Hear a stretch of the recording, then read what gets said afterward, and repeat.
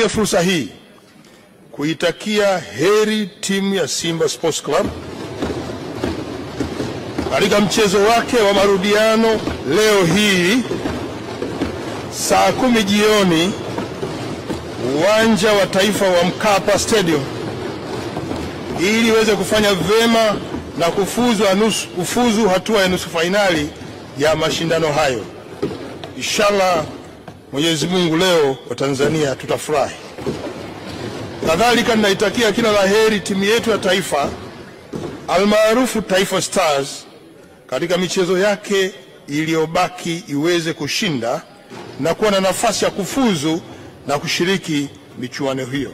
Mheshimiwa Naibu Spika, kipekee nitumie nafasi hii kumpongeza Mheshimiwa Dr. Samia Suluhu Hassan, Rais wa Jamhuri ya Muungano wa Tanzania, kwa kuendelea kuwa chachu ya mafanikio katika sekta ya michezo hapa nchini.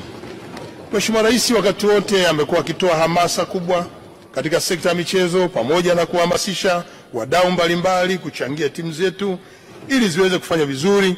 Mafanikio makubwa yamepatikana katika michezo, hasa mpira wa miguu kupitia mpango wa goli la mama, hamasa kwenye mchezo wa ndondi ambao pia na wenye umeanza kuchukua nafasi kubwa hapa nchini.